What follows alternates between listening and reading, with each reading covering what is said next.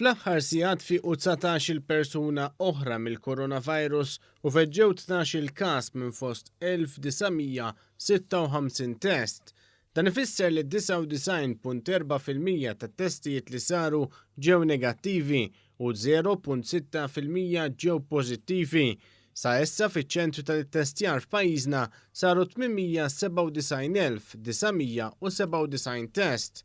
Mindu beda jingħata l-vaċċin kontra l-COVID-19 ingħataw 365,902 dożi, minnhom 251,787 persuna ħadu l-ewwel doża, filwaqt li 115,333 persuna huma kompletament imlaqma kontra l-COVID-19.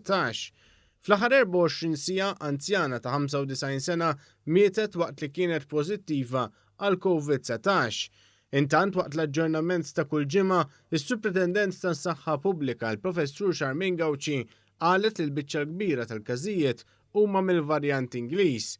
Bħalissa għandna wkoll 5 każijiet tal-varjant tal-Afrika ta' Isfel u 22 każ mill-varjant tal-Brażil u l-ebda każ tal-varjant tal-Indja.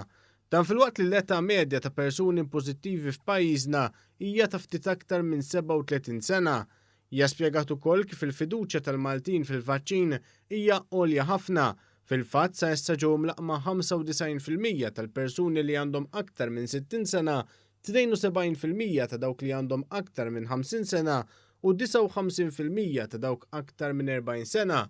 Mill-bidu ta' din il-ġimgħa sa issa diġà ġew irreġistrati jew imlaqma 51% ta' dawk fuq it-30 sena.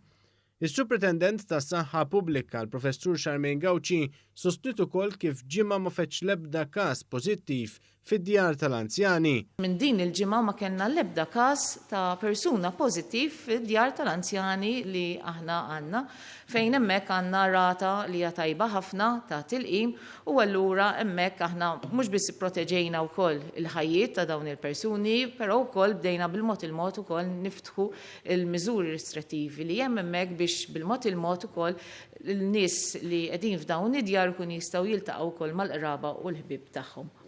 Intant il-Professur Charmaine Gauci spjegat ukoll kif barra ċ-ċertifikat tal-vaċċin li issa jrid ikun approvat mill-mexxejja Ewropej, pajjiżna għaddej b'diskussjonijiet bilaterali għal ċertifikati komuni bejn pajjiżi mhux membri fl-Unjoni Ewropea.